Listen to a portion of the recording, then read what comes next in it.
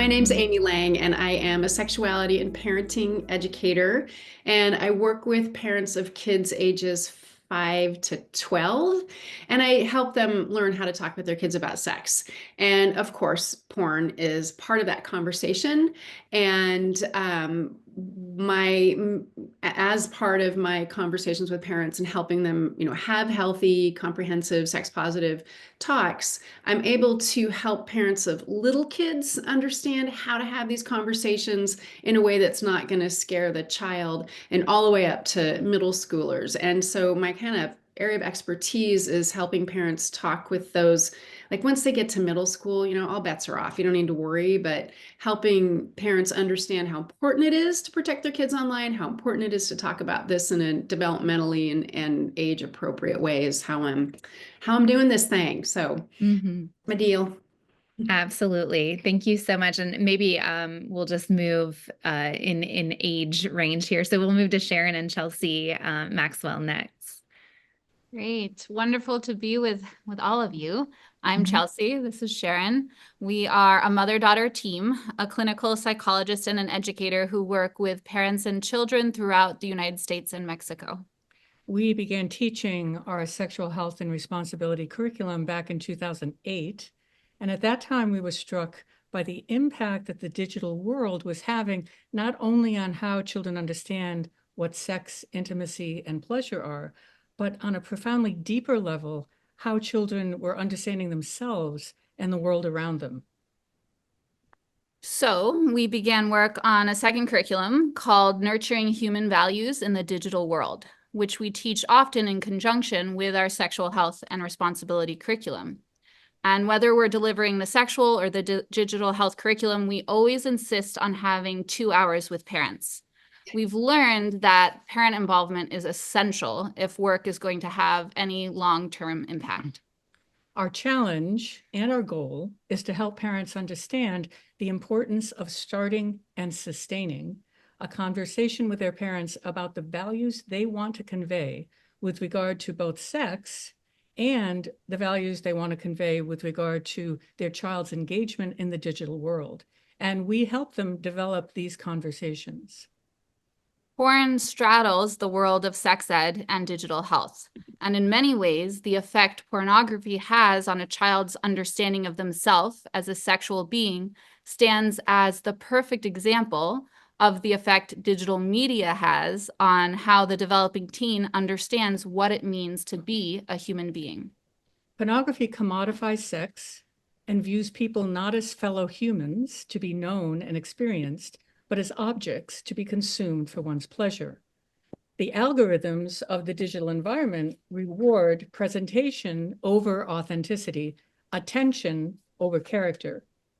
In the digital world, the teen, whose developmental mandate is to discover who they are and what the world is about, comes to understand themselves as more of a product than a person.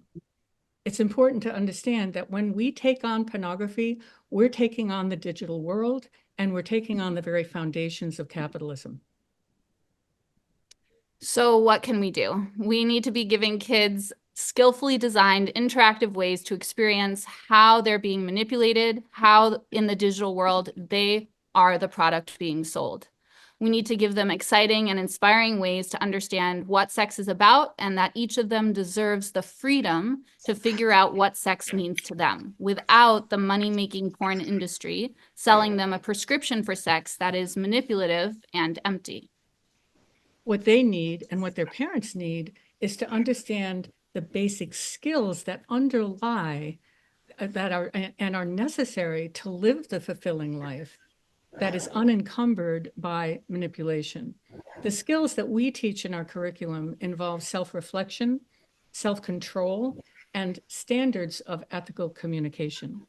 And to just share a quick story that kind of encompasses a big part of this conversation is that we were recently in Manhattan giving a parent presentation, and a mother shared with us how overwhelmed she was feeling. What if it's just too late, she said. I work with kids and they just don't want face-to-face communication. What if we just have to accept that this generation just has different values? And our answer was no, just no. Look at what's happening around us in this world right now. Our job as parents, our primary job, is to pass on fundamental values that make us human. We cannot abdicate our role to the digital world, to the corporations, and to the porn industry. It's a pleasure to share a little bit about this work with all of you. Thank you so much. I really appreciate that. And we'll be coming back to dig into some of those things that you mentioned earlier. I'm going to move to Kim as she will tell us a little bit about what work she's doing and how she's raising awareness about the issues of pornography on youth. Well, good afternoon, everybody. I'm Kim from Belgium. I'm a mother of 2 teenage daughters and 2 adult sons. And besides that, I'm connected to the teacher training department at Thomas More University of Applied Sciences. We're based in Belgium, in Mechelen more precisely. I'm also, I do the coordination of the International Teacher Postgraduate Program. And we're very happy to be here. So thanks a lot for the invitation. And so happy that we came across Culture Reframe, thanks to one of your activist panel members today. Yeah, we want to raise this awareness. We started our international teacher program a few years ago, and we have specialization courses in intercultural competences, English as an additional language. But to be honest, we had no courses in sex education, and I did not have it in my teacher training as well. And well, a few years ago, we also had this safeguarding issue in the school of one of my daughters. And last year we had problems with one of our teachers. He was he got falsely accused of stalking. And I think we really needed some frameworks and some tools, in how to address these issues. That's why we now want to have it in the program. So what we basically did this academic year was we introduced the Culture Reframed network, the tools. So we have over 40 candidates now, international teachers. Our teachers, they come from all over the world. Most of them are non-European. They come from different cultural backgrounds, different religions. And we talked about our experiences with regards to explicit content in media or situations they came across in their school practice. So some of them are really exploring the materials now. And during the second semester, we would like to organize a project. Our first project will focus more on primary school students, but in the second semester we would like to focus more on secondary school students, age groups, and we want to set up like a human science project in which we like to introduce a topic and to give our teachers like a safe platform to practice, because it's kind of sensitive. So we need to offer them tools first to bring up, to discuss these matters, and find a safe zone for them to practice it with youngsters. So we're in the middle of exploring all this. And half of the group has already told us that they're very much interested in diving into the material. And we're so grateful because you offer an online source. You are very accessible. Of course, we visit many international schools and they have their own safeguarding platforms, but most of these platforms are closed or you need to pay for them. So it's great that you offer these tools online and that the teachers can explore it at their own pace. And it struck me that even that So we have teachers teaching in all age groups, from preschool over primary to secondary level. We have language teachers, arts teachers, science teachers, computer-based teachers. And some of the teachers came back to us and told us, even the computer science-based teachers, that they wanted to contribute to your organization. So maybe we'll reach out to you again for some internship opportunities, because I think it will be very useful for them to further explore the Culture Reframed tool and to use it in their class practice. Thank you. Thank you so much, Kim. And what Kim is referring to is our porn critical sex education curriculum, where we have training modules for teachers. So that was a curriculum that she was really interested in. So bringing that to the teachers, teaching, telling them about something like the harms of porn and hypersexualized media for everyone, not just in social science, but for those who are teaching computer science to understand about digital media literacy and so on. So she's referring to that free course, and I saw Maggie put that link in our chat, so be sure to check that out. Amy, I want to turn to you about your experiences in teaching sex ed. There's so many debates, especially in this country, about, we've politicized sex education for everyone for so long, but how are kids responding, and what kinds of questions do they ask? What are they interested in your experience? Yeah, thanks for asking. So yes, it is a mess in our country. And, I only work with parents. I don't work with children directly. And one of the things that that's a big issue, honestly, is when to start the conversations. And so people get really uncomfortable when I say, your kid needs to know the usual way babies are made, penis goes in the vagina, by the time they're 5. And they don't understand that it's protective, and getting ahead of it hugely serves them, especially in this climate of porn exposure. And when kids have information about this, when they understand that their parent or their caregiver is a trustworthy resource, when they have context for sex, they do better when they're exposed. And so, kids have all kinds of questions about all kinds of things, but the reality is that a lot of them aren't going to ask, and they're not going to ask the questions they need to ask. And so parents will wait, right? It's a total myth. Like I'll wait when my kid was ready when they asked me a question. Well, my child told me he would never ask me a question. It was great. So I think that, we just need to reframe how we approach this. And it's not our children's job to lead the conversation. It is absolutely the parents' job to be in charge of this and to not be afraid of it. Because, one of the things that are historically, and lots of sex education programs are about prevention, like don't do it, right? Protect yourself, and, all this bad stuff. But a better way to think about this is in terms of preparing them. They need to be prepared. And this is one of the biggest things we do in our lives. I mean, I'd say it's number one.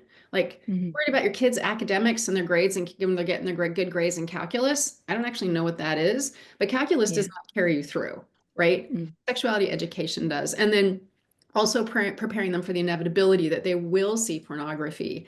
And, as kids get older, and what we're seeing now, I'm mindful of my time, is there's all this trickle down from exposure. So some of you put a thumbs up in the, in the chat if you've heard about kids doing sexual moaning on the playground, or the epidemic of 69 chat, amongst 4th and 5th graders. That's all porn. That's all porn. So understanding how to manage that, understanding that, you as the adult, it's your responsibility to be, heading up these conversations. And they don't have to be scary or weird. They can be really fun and funny. Yeah, absolutely. Thank you so much. What about Sharon and Chelsea? What are your experiences when it comes to kids and how they're responding and asking questions?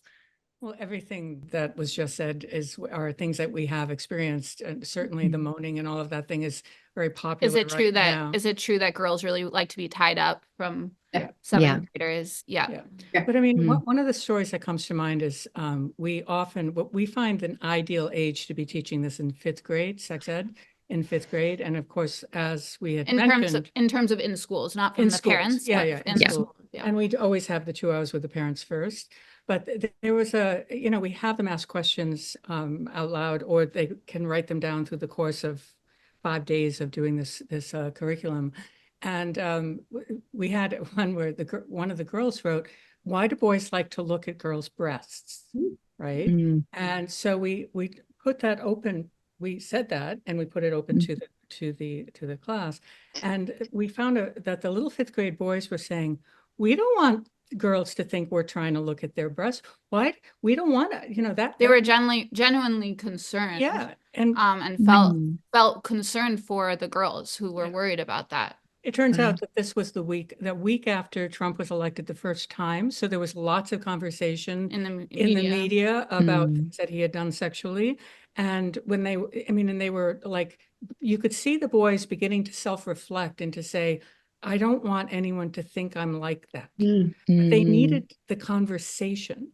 And the teachers were so excited that the conversation could take place, because it gave them tools to use in the classroom when someone would say something like that, or would make a reference or try to be funny. Boys love to be funny, and their understanding of funny is coming from porn. It's coming from conversations they're overhearing from older kids. But if you just sit down and say, "What is that? What are you actually saying? What does that feel like?" Or why do girls, what do girls really like to be tied up? Where is that coming from? They need conversations, and what they're getting is nothing. So they're going to their peers, and they're going to porn. And when you start in 5th grade, it's much easier to have those conversations because they're still really leaning in.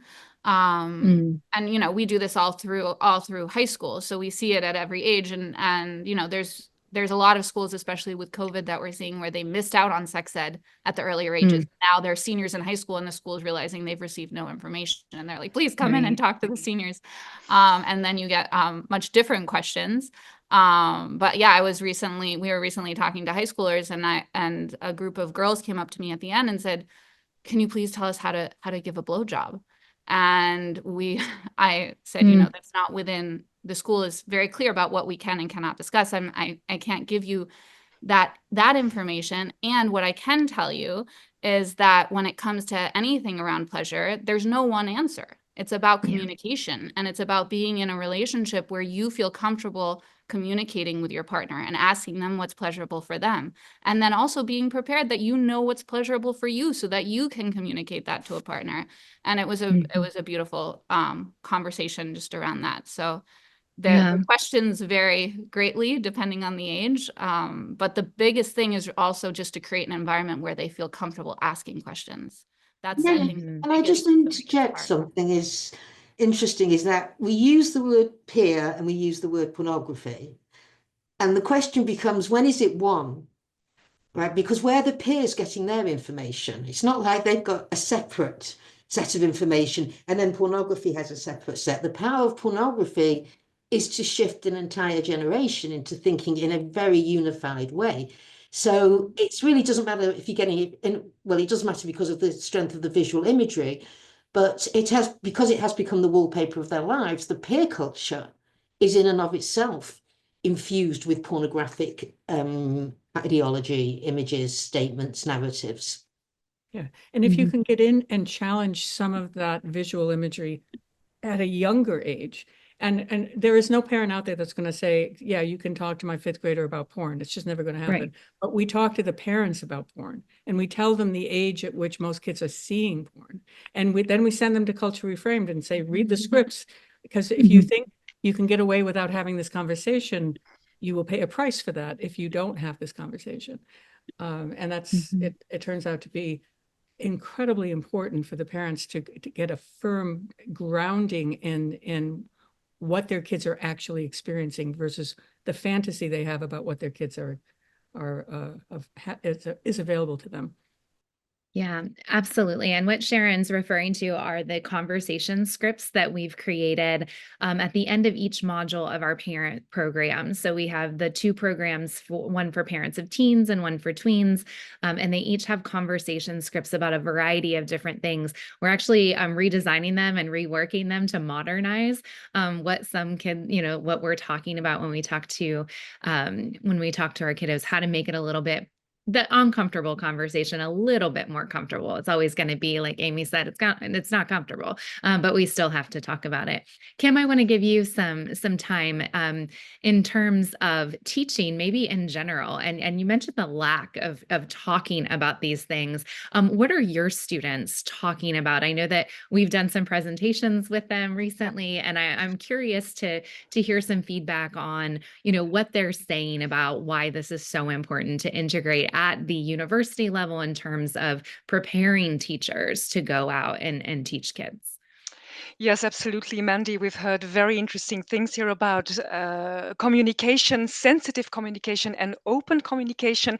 And the teachers are really asking for tools.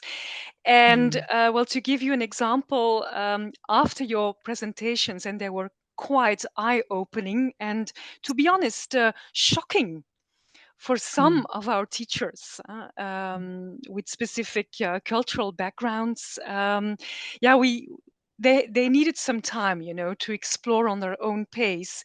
But after exploration, one of my students told me, well, she's new in Belgium, and she sat on the bus, and she was sitting next to a primary school kid, and she saw that the boy was using his smartphone, and she saw some explicit content appearing, a picture, and she could immediately see that this picture was, yeah, the boy reacted in a kind of, yeah, he started to hide his phone, and it didn't appear very normal, and it made him feel very uncomfortable.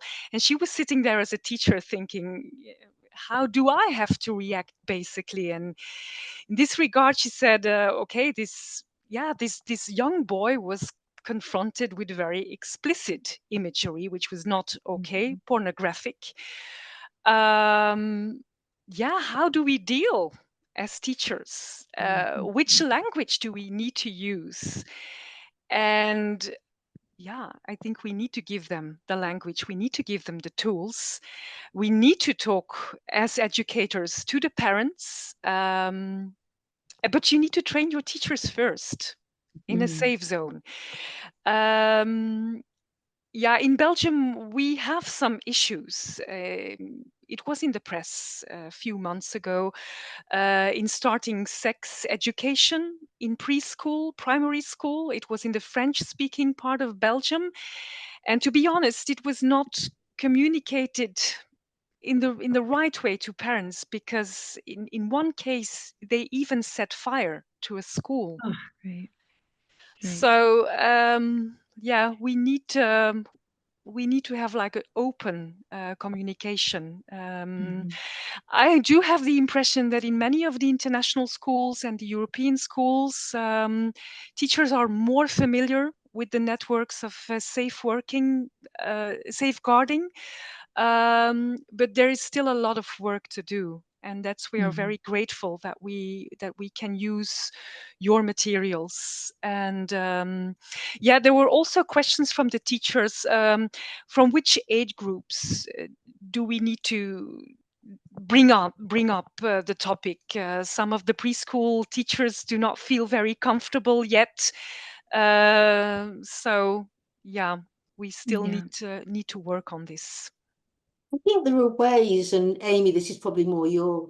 I was going to point to Amy too, yeah. What are sort of the ways that you in at an early age? Because you're not going to talk about pornography. How do you start scaffolding? So with little kids, really the conversations of sex talks are around bodies and boundaries and different kinds of families, and just making sure they understand that, their private parts are private. It's not okay to share them with anybody else, and having those conversations in a really calm way. And I'm on a little campaign to get people to stop saying consent to young kids, because they don't know what that means. I'm sorry, anybody knows that adults don't know what that means. So consent means agree, right? And so using those words interchangeably. And so with little people, like, your teachers should not be talking about sex with your kids at all. They should be talking about bodies and boundaries.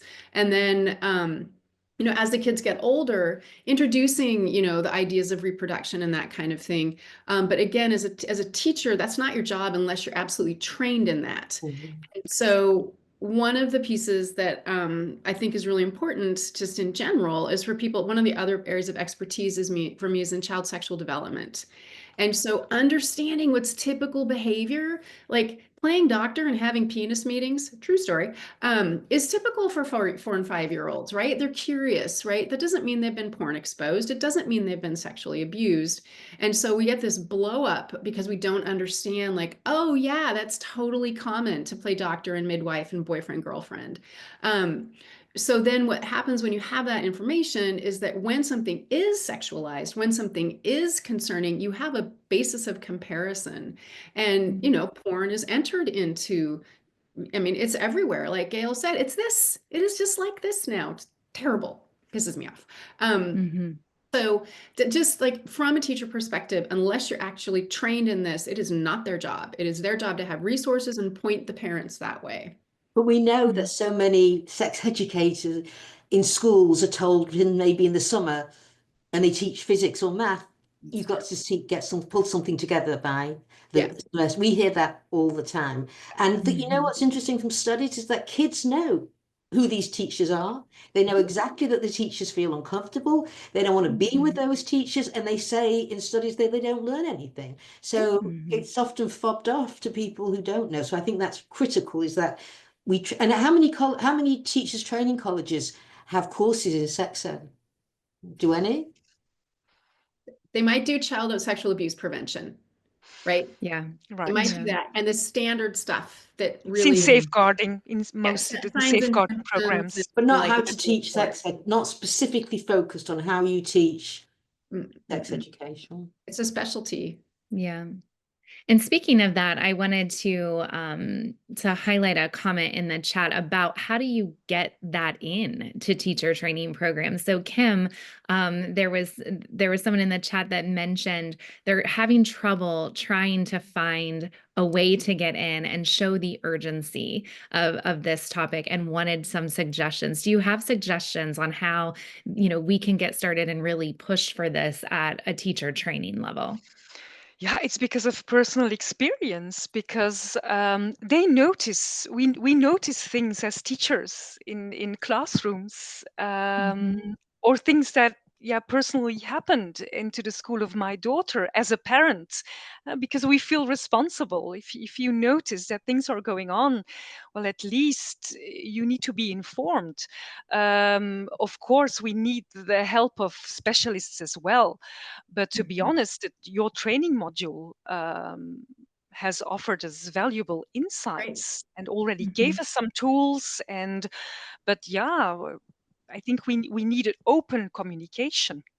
Yeah.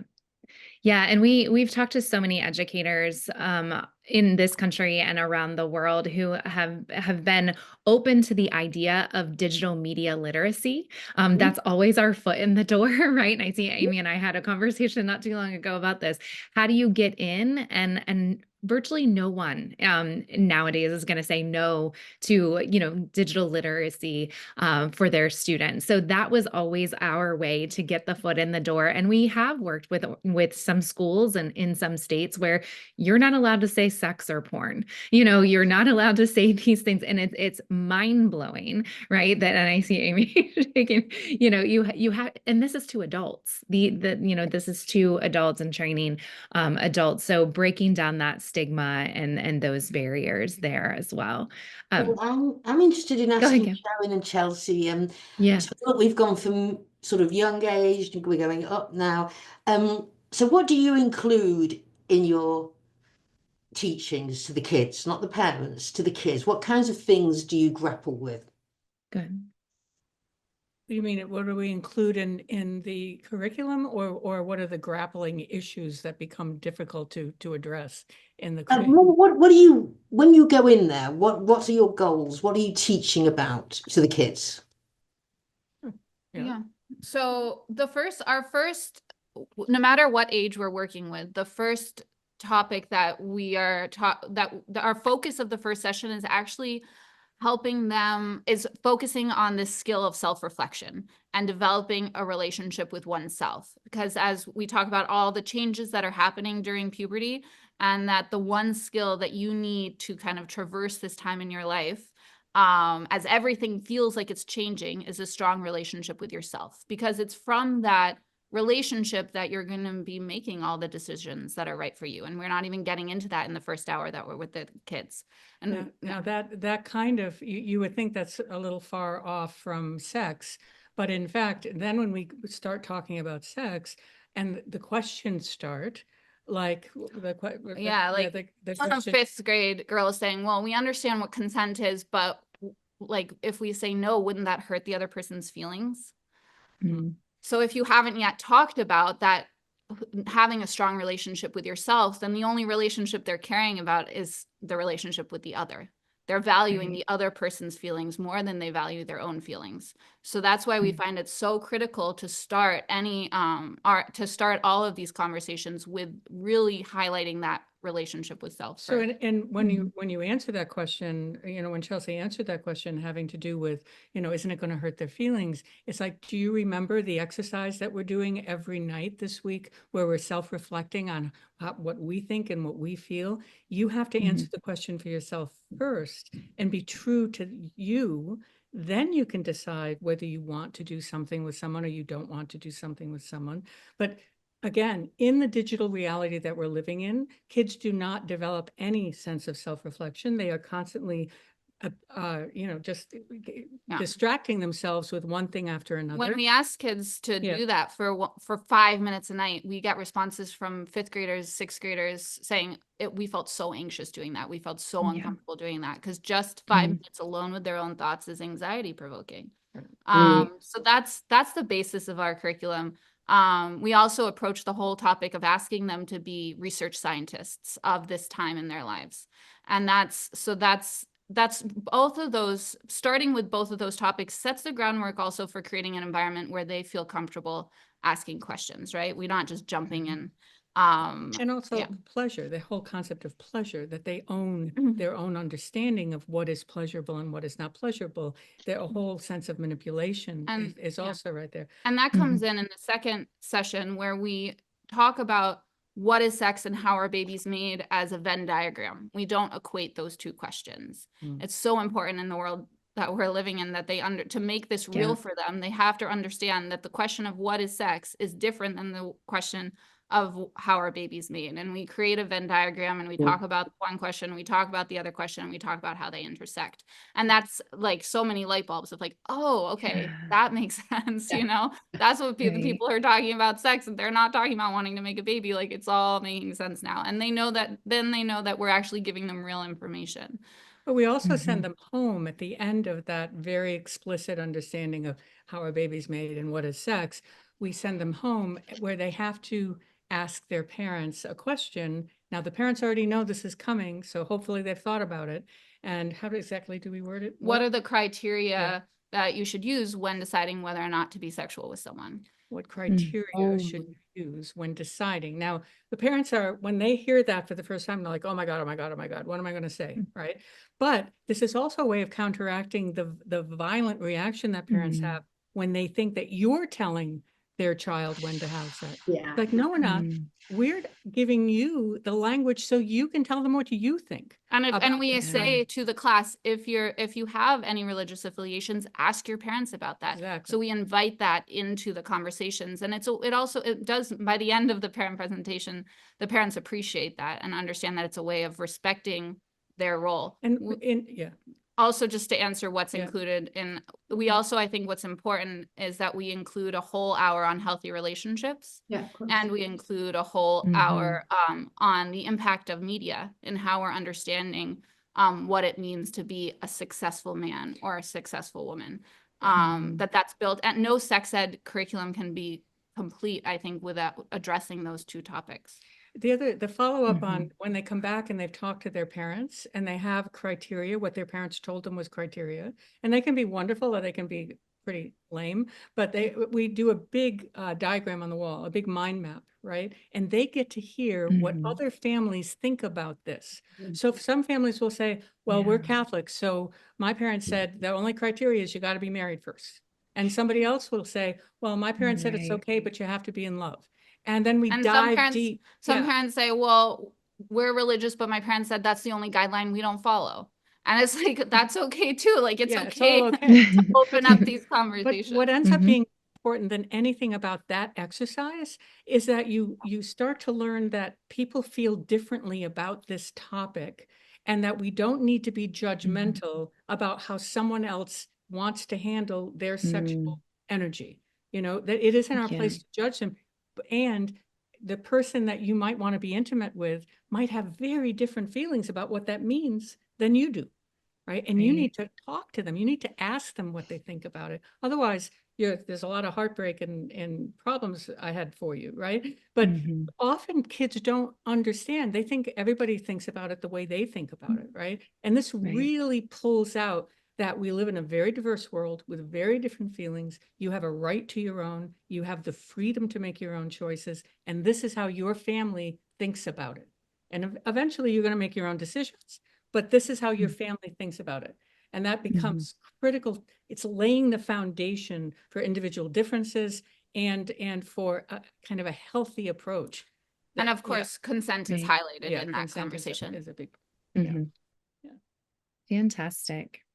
Well, we do have lots of questions in the chat, and I'm not sure we're going to be able to get to them. So maybe if you have time, panelists, to stick around and maybe answer those questions in the chat, it would be really amazing for our participants. But I'd like to end in terms of what is working and where do we need to go from here? So in your opinions, what's working and what you see, and then what can we do in the future? What's your advice to move forward in the field of education?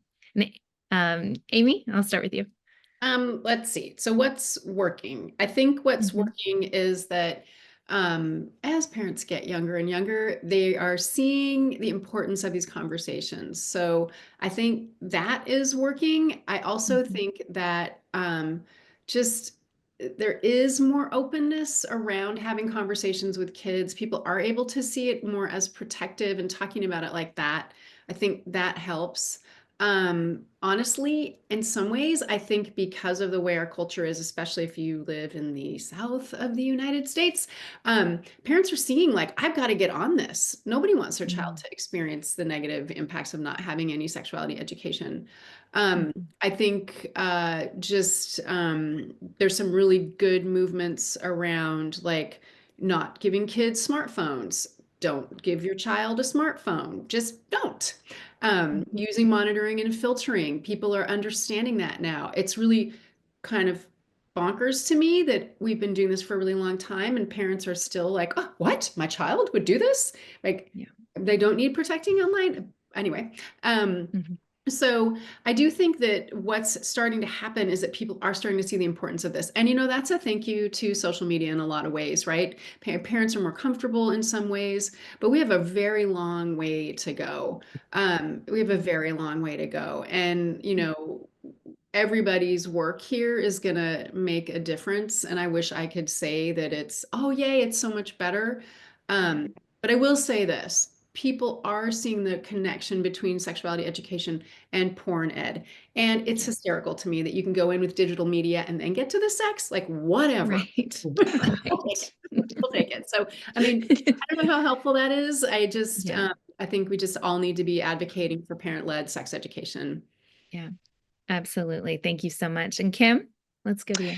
Yeah, it's good that we open the debate. It's good to be here and to hear the advice of the experts, to exchange, because it's such a sensitive topic, but that's what education needs. We need to be open and realistic, and we need to be able to talk about it. So there needs to be an open communication, and you need a suitable and a proper language for that. And you need science. So it's great that it's science-based. That's what we like about your program, that it's science-based. So it really belongs into the department. And but it's challenging, but we're getting there. And the teachers are really enthusiastic about it so far. Yeah. So some of them even want to dive further into your materials. Those who have a background in psychology, for instance. But I was very happy to see that our computer teachers also wanted to come up with contributions. So they're thinking about the issue and trying to come up with with some solutions It on was a how they labor of love, that curriculum. Yes, it was. And Sharon and Chelsea, we'll end with you. Where do we need to go from here? What's working? Well, back in 2008, when we started this, it was what I had seen in my office, what we were seeing in the classroom, is that it was very hard to talk about values. It was like the word values had been captured by the Christian right in a way that nobody could say that without sounding like you were against something, right?